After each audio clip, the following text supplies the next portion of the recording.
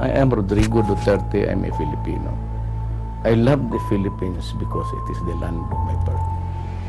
It is the home of my people.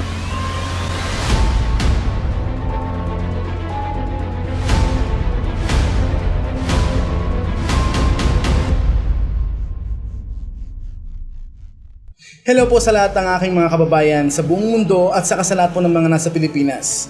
Ako po si Mr. Riyoh. So nakita nyo sa last video ang iba-ibang natuklasan ng mga eksperto tungkol sa mga paraan ng Smartmatic kung paano nila dayain ang eleksyon. Nandyan yung inalis nila, yung 4 na major security locks ng PCOS machine. Merong secret server, merong 60-30-10 vote pattern.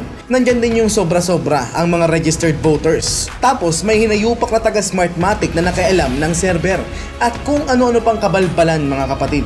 So nasaksihan po natin na hindi po talaga tayo sigurado kung nabilang nga ba ang mga boto natin pag ang automated election system pa rin ang ginamit natin sa mga susunod na eleksyon.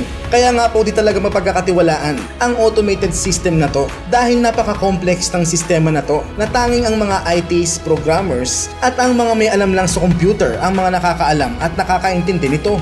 So dapat na po talagang itigil na ang automated election system na to ng Smartmatic. Pero anong sabi ni Senator Coco Pimentel tungkol dito? Even no time anymore for 2019. Ngayon, this is a warning to COMELEC and its its main contractor, Smartmatic. Pag marami pa rin issues sa 2019 at marami pa rin kapalpakan or some observations which cannot be readily explained by them, then wala na tayong choice. We really have to abandon that and then shift to hybrid. Wow! So 3 beses nang ginago ng Smartmatic ang resulta ng Philippine election.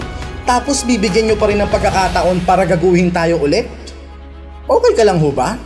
Are you out of your goddamn mind? Imagine kunwari 3 beses na siyang iniputan ng asawa niya at nahuli niya pa na merong kasiping na iba.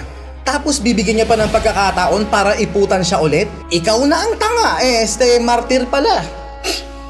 Kayo na ho ang bahala kung tama ba ang decision making ni Senator Coco Pimentel mga kapatid. So sa next video mga kapatid, makikita nyo po kung ano bang nangyari last election 2016. May dayaan pa rin po talaga noong nakaraang eleksyon sa pagka-presidente. Pero gaya nga rin ang sabi ko sa inyo noong pa, di kinaya ng mga manipulators nila dahil sa sobrang laki ng gap ng boto ni Mayor Duterte sa pambato ng Liberal Party na si Mar Rojas. Kaya nga yung pagiging second place ni Mar Rojas ay questionable pa. Dahil kung walang dayaan, baka wala pang 100,000 ang boto niyan. Kaya nga nag-proceed na lang sila sa Plan B. At yun ay ang dayain ng bilangan sa pagka-vice presidente. Di ba sabi ni Pinoy gagawin niya ang lahat, wag lang makabalik ang mga Marcos sa Malacanang? Di ba? So para sa kabuuan detalye, watch this.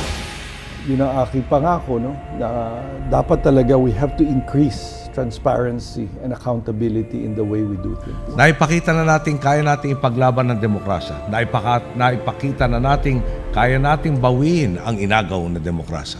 Ngayon, napatunayan natin kaya nating paganahin ang demokrasya para sa kabubuti ng ating mga mamamayan. Naabot natin ang lahat ng ating tinatamasa ngayon nang gumaganang sa proseso at sa batas at sa karapatan ng bawat tao. One word, credible. No, yun ang aming holy grail for our 2016 elections. Natatapos ang investigasyon ng COMELEC sa nangyari umanong paggalaw na isang taga-Smartmatic sa transparency server noong gabi ng Smartmatic na may nabago sa script ng isang computer program na nasa isang transparency server. In my opinion, has breached our protocol. And for that, they should be liable to the people of the Philippines. Tiwala ang Pangulo na hindi na makakabalik pa ang mga Marcos para pabunuan ang bansa. Taas noong kong masasabi, tinupod ko ang lahat ng panata ko. May 9, 2016. More than 44.9 million Filipinos trooped to the polling stations to cast their votes for the 16th presidential and vice presidential elections. The number represents about 81% of the total number of voters, surpassing the voter turnout in the 2010 presidential election. Meanwhile, overseas absentee voting increased by 300%. Davao City Mayor Rodrigo Duterte, in an overwhelming victory, won as the 16th President of the Philippines. Many viewed his win as a protest vote by Filipinos who are fed up with the outgoing Aquino administration's handling of national issues. President Duterte got a lot of protest votes. What is protest votes? There were a lot of people who were very unhappy with the past administration. I believe that really the votes in favor of the candidate incoming was more an expression of the anger towards the previous administration. And that's why it's practically a landslide, no? Practically a landslide. Duterte's electoral success is phenomenal because he is the first president from Mindanao, a region plagued by extreme poverty and numerous local conflicts. The tough-talking mayor introduced himself as a man of the masses, an ordinary politician from the province who was prepared to rid the country of crime and corruption in less than 6 months. Frustrated by the repeated failures of the Liberal Party candidates, an overwhelming number of voters gave their support to the fearless leader from Davao. He defeated 4 other prominent and resource-rich candidates, led by Aquino-endorsed Manuel Mar Araneta Rojas II of the Liberal Party, independent candidate Senator Grace Poe, Vice President Jejomar Binay, and the late Senator Miriam Defensor Santiago. For the longest time, social media has been reflecting that the incumbent President Digong Duterte has been leading by large margin, but the mainstream media has been downplaying it. And but from whatever poll service that come out, it showed that the other number 2 candidate was Grace Poe, and number 3 would be another candidate, but the administration candidate would rank number 4. But during the election, he was number 2 all the time. However, they could not overcome the sheer number that voted for this president. It's not just a landslide victory; it could have been a tsunami type of victory, where it's all over the countryside that people was an overwhelming support for this candidate, and that's why he won. As Smartmatic's role in the 2010 and 2013 elections came increasingly under fire, the Venezuelan company took a much more aggressive role in securing the contract for the 2016 election. Smartmatic chairman Lord Mark Malloch Brown, an international political operator who had been associated with former President Corazon Aquino's campaign in 1986, flew to Manila in May 2015.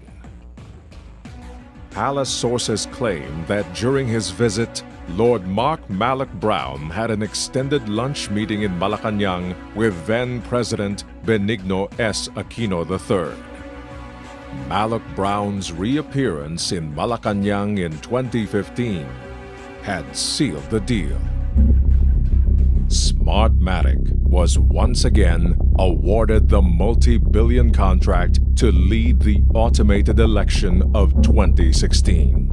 More than 9 billion pesos worth of contracts were awarded by the COMELEC to the Venezuelan firm, notorious for various cases of electoral fraud and sabotage around the world. COMELEC's awarding of Smartmatic as the exclusive poll operator for the 2016 national election triggered a plethora of negative reactions from various election watchdogs.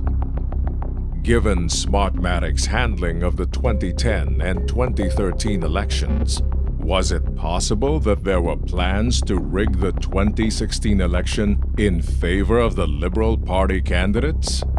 Philippine Computer Society President Leo Querubin explains.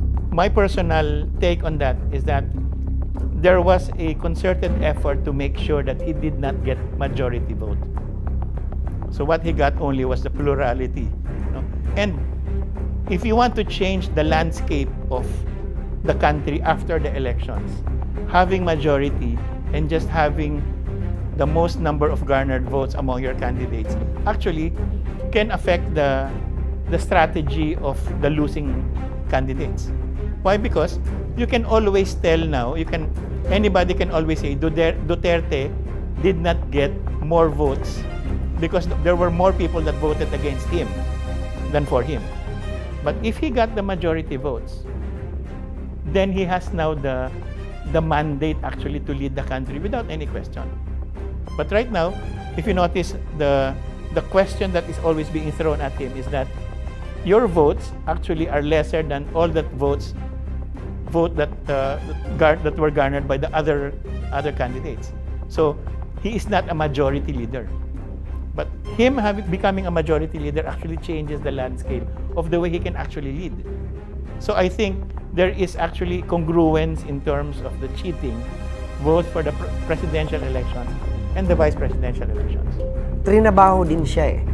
Kaya lang, hindi na-carry ng powers eh. I think the fraud that happened in the last election is not just on computers. There are also things done on the ground, in the ballot itself. That there were allegations made about reshading of ballots, and, having zero votes in areas that you expect some people to vote for other candidates. So ginawa ito, ang nag-guide sa kanila kung how much to catch up yung pagmamanipulate doon sa release. Kaya naging straight yung line. Kasi hindi na random yung pagbato. Dahil meron na sumasala na fourth server. May 9, 2016 at 7:30 p.m. While the counting was in progress, a Venezuelan technician from Smartmagic inserted a new script or command in the computer program of the transparency server without authorization from Comelec. When confronted, the Venezuelan admitted that the order to introduce a new script came from Marlon Garcia, project director of Smartmagic. Moments after the transparency breach was instigated by Marlon Garcia at 7:30 p.m. on May 9, 2016, a clogging in the system took place, and the more than 1 million lead of Vice Presidential frontrunner Bongbong Marcos over Liberal Party candidate Leni Robredo started to dwindle in a modus operandi never before seen in the history of Philippine elections.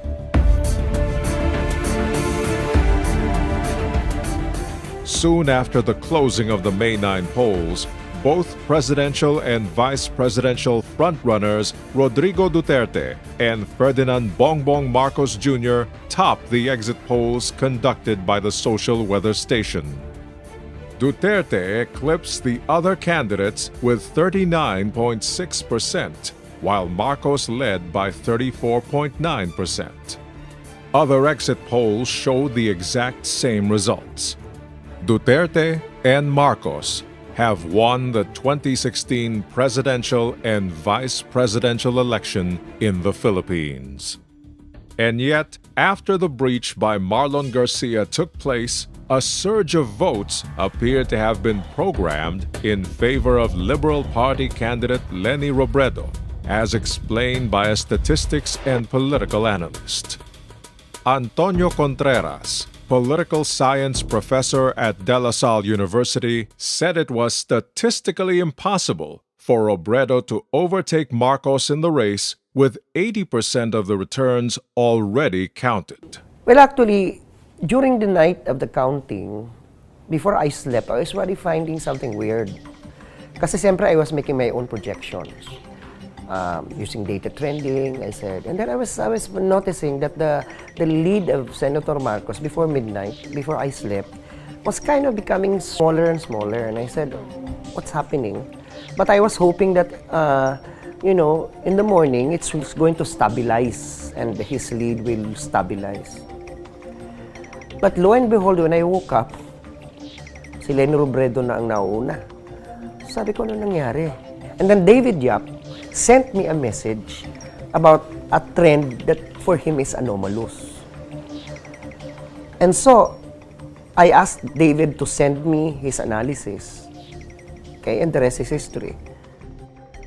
Marcos had been leading the count and had already won all exit polls on May 9, until his numbers were completely reversed in the early hours of May 10. I got into the automated election issue when I was observing the 2016 election results coming in. We saw a kink right after some point past midnight, and then a gradual shifting towards Leni Robredo of the lead. The only way that this could happen would be if the results were queued. And later on, we find out that there was indeed a secret undisclosed server, which of course explains why the votes proceeded in such a manner. So the question then becomes, why then was there an undisclosed server? Why then were the votes being queued? And why were the Filipino people told that we have this election system, and come election day, they got an entirely different election system?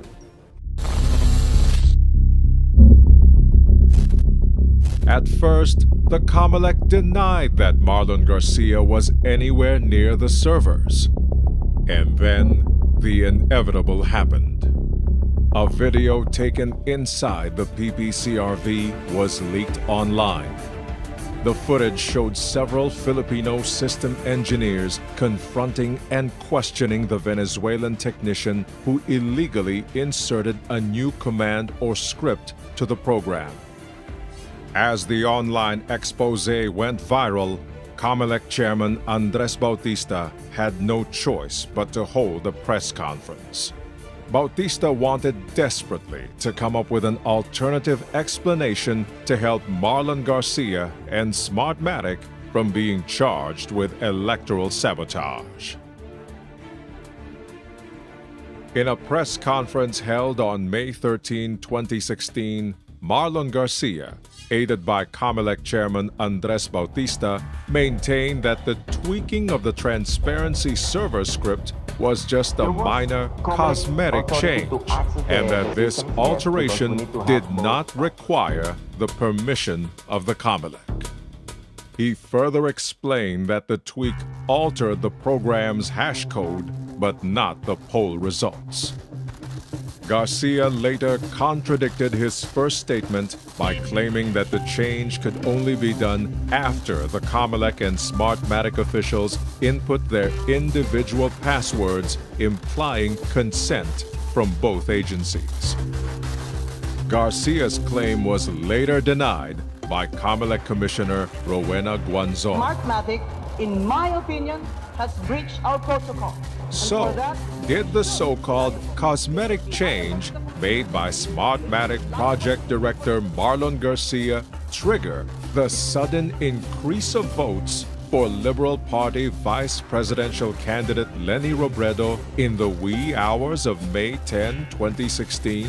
The observation is that the data shows there is a very nice line, a straight line, which for me, in my own honest analysis, should not happen if the votes are randomly thrown by servers all over the country. Kasi kung electronic siya, kung automated ang elections, diyan naming mga presinto, di ba nagbabato yan ng resulta. Hindi naman walang pattern naman yan, di ba? Hindi naman sinasabing una mo ang Region 1, Region 2, kung saan-saan siya niya dating. Sabi ko, hindi pwedeng maging ganito. Kasi random yung pagbalik ng pagtatapon ng numbers eh. But for me, in my own reading, there is something wrong. Na parang hindi na random yung bato ng mga boto. David Yap, a statistician from the University of the Philippines, noticed that the linear progression of votes for Leni Robredo did not follow a random pattern. What we saw was a gradual vote increase, then an abrupt vote decrease. Now, if we go with the reasoning behind the concept of baluarte, if the votes from the north dried up and the votes from Bicol came in, then what we should have observed was a sudden and abrupt change in the manner in which the votes progressed. The explanation for what we observed was, in fact, the queuing of the results. The manner in which the votes proceeded would appear that they were gated behind, apparently, an undisclosed server. During a hearing at the Manila Prosecutor's Office on July 21, 2016, the camp of Vice Presidential candidate Bongbong Marcos was surprised to learn directly from Smartmatic that it used several servers apart from those sanctioned by the COMELEC during the May 2016 elections. So the question is, there is such a queue server. There's a queue server. And called queue server is part of the transmission services. so there is. Yes. Yeah, if you want to call it, there is a system in the MIDMI room. I believe that's what you're calling queue server. There is a system in the MIDMI room. Marlon Garcia, head of the technical support team of Venezuela's Smartmatic, admitted on record that aside from the servers sanctioned by the COMELEC in the transmission of votes under the Automated Election System, or AES, there also existed several other servers in place. The truth would soon be revealed. A queue server had been kept under wraps by both the COMELEC and Smartmatic.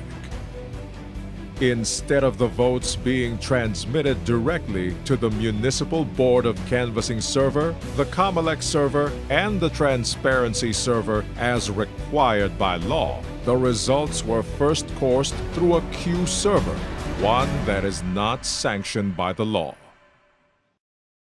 The existence of a queue server was a clear violation of the Election Automation Law RA 9369 because it was never subjected to a source code review as mandated by Section 15. Garcia also admitted the existence of a secret room where other servers were located. So far, Smartmatic has finally admitted that there is such a server, but the problem is nobody knows where it is. Who controls it? Obviously, Smartmatic does because they know about it. And that is what we should be watching, where we should be watching. So hopefully in the next election, that will be made clear exactly as to where it is located and that we will have access to see what is happening. The admission of the existence of several other servers in the AES validated all the earlier contention that indeed Smartmatic was not forthright about the details of the system it employed during the elections of 2010, 2013, and 2016.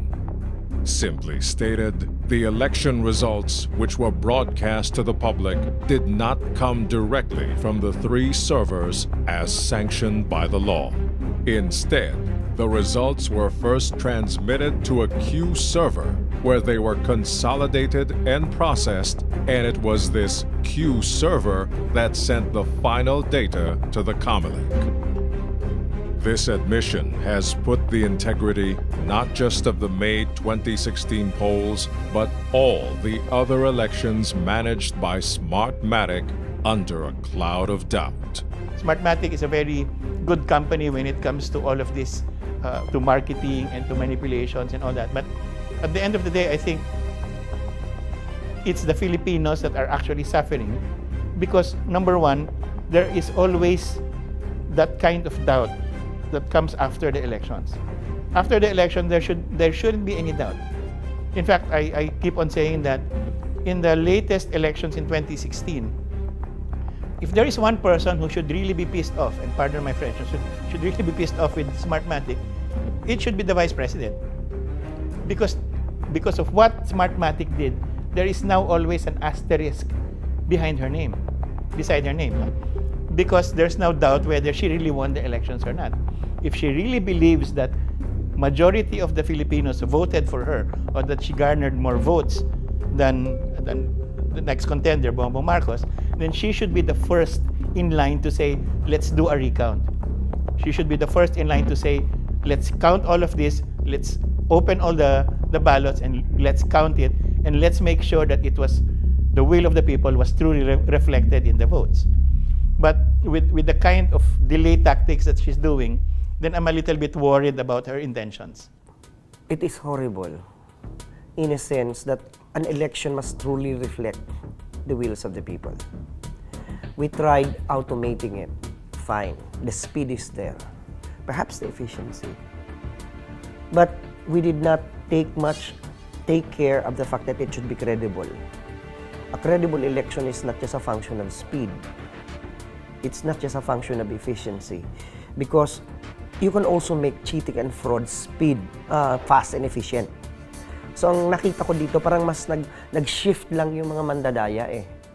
Nag-automate tayo, so pati yung pandadaya, ginawa ding automated at mabilis at efficient. Yun ang tingin ko doon. At yung election, hindi yun na safeguard. Dahil mismo din kagagawa ng COMELEC, for example, yung pinabayaan nila na pwedeng makialam kahit sino. Diba? Diba yun ang justification nila? Meron naman daw authority na yung taga Smartmatic. So you compromise the whole system. And then bakit may fourth server? Wala naman yan, diba? Dapat. Hindi pa yan ipapaliwanag hanggang sa ngayon. Tsaka yung mga sinistrip nila yung mga laman ng mga computers, di ba? Na dapat, di ba, pangalagaan mo pa nga yung security niyan dahil mayroong protesta. Yung mga nagibang ang bobo ngayon ng warehouse nila sa Santa Rosa, makes you ask, ano nangyayari? So, lumalabas na credible pa ba yung resulta? As COMELEC made it appear, the counting and canvassing of the election results would basically be an automated process, free from human intervention and presumably safe from manipulation. The election protests and server discrepancies during the May 2016 polls clearly proved that this was not the case. Contrary to the poll body's representations, Smartmatic's automated election system was riddled with serious vulnerabilities, exposing the entire system to shenanigans. I have always believed, and I will always try to live by this motto: the power to change our destiny lies in our own hands. If you choose rightly, you will reap the benefits of a good choice. If you choose wrongly, you will suffer for your wrong choice.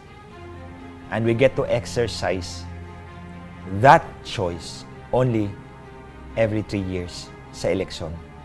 Pero kung ang ating election system is rigged, our election system is tampered, that choice doesn't matter. We all suffer. Kaya ang panawagan ko po sa taong bayan, magkaisa ho tayo sa isyung ito. Ipaglaban po natin hanggang makamit natin ang totoong malinis na halalan. The 2016 national elections may be over, but the controversies surrounding the 2010, 2013, and 2016 automated polls are clearly not.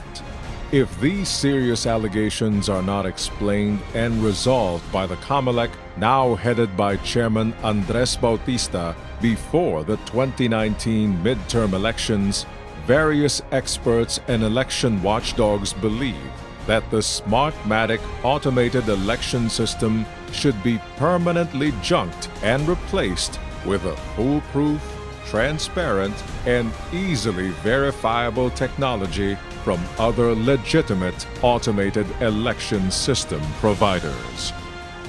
So, moving forward, I think there should be a thorough review of the contract between Smartmatic and COMELEC by a third party. Maybe this could be done by the Philippine Association of Lawyers or the Integrated Bar of the Philippines. No? So they can review the contract, and then what are the violations? And then let the contracting parties pay if ever there's any deficiency. I have always stated that I have great questions on how things are done. I have discussed with Smartmatic directly. I have engaged with him, in Congress and in Senate, debated with them, yet they refuse to listen. They refuse to actually improve the processes. They refuse to put in more security. So with that, I think that we really should change the vendor and find one that will stick to what is best for the election system in the Philippines. It is no injustice to whoever is the winner. If it is Senator Marcos, it's an injustice because every day delayed means that he is not sitting in a position that is rightfully elected. It's also doing injustice to Vice President Robredo because any day delayed, lagi pa rin patuloy na yung kanyang legitimacy na question. kung siya ba talaga ang nanalo. Eh yun ang basis kung bakit hindi siya popular ngayon eh. Kasi people continue to doubt. So that's why I could not understand why Mrs. Robredo is opposing the recount. So ganun lang. And it is doing injustice to all of us, all of the Filipinos. Because our votes were not counted properly.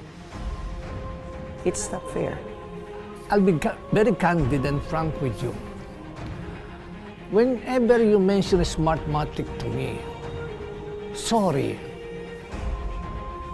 I cannot believe it as a machine that is credible and dependable.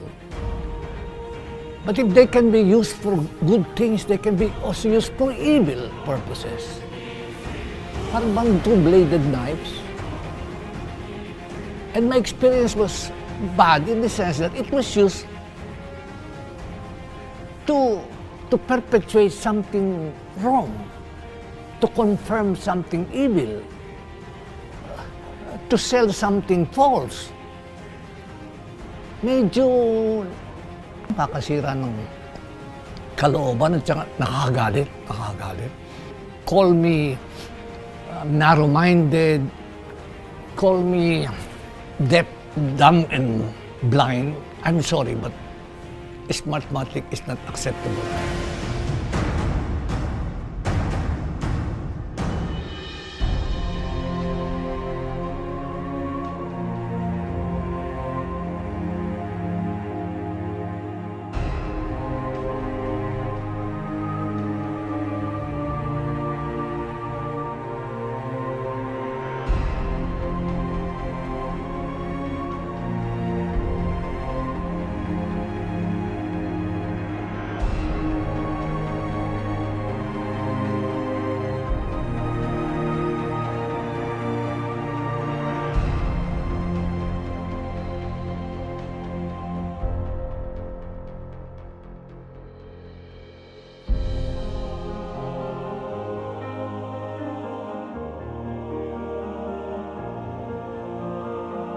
Ang lahat ng mahalaga kailangan pagsikapan, kailangan ipaglaban.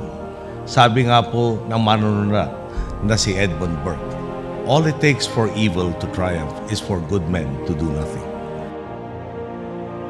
May we never lose our patience with the ways of democracy, and may we never take it for granted or be passive in its defense.